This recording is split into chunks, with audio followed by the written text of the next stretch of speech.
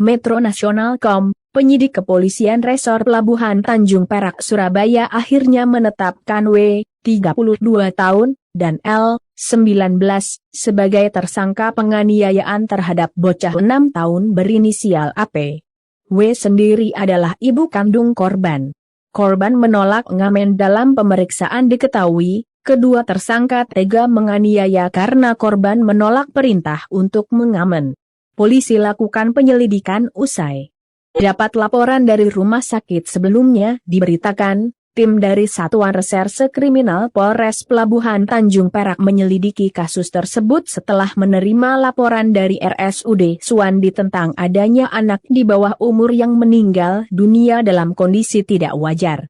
Sang ibu yang mengantar korban ke rumah sakit bilang bahwa anaknya meninggal karena jatuh di kamar mandi. Rumah sakit curiga karena beberapa bagian tubuh korban lebam-lebam. Polisi pun bergerak melakukan penyelidikan karena adanya petunjuk dugaan penganiayaan dan pelaku mengarah pada W dan L. Dia menjelaskan, W ditangkap saat mendampingi korban di RS Suwandi pada Senin, 21 November 2022. Sementara tersangka L ditangkap di Kabupaten Jember di rumah saudaranya. Kedua pelaku ditangkap di tempat berbeda, kata Kepala Satreskrim Polres Pelabuhan Tanjung Perak Surabaya Ajun Komisaris Polisi Arya Frizky Wicaksana, Kamis, 24 November 2022.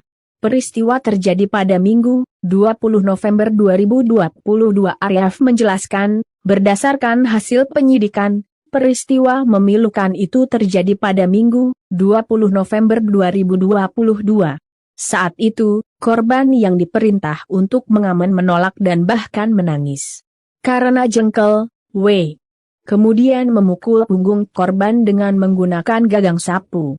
Saat memukul tersangka W, sambil berkata kotor ke tersangka L, ujarnya.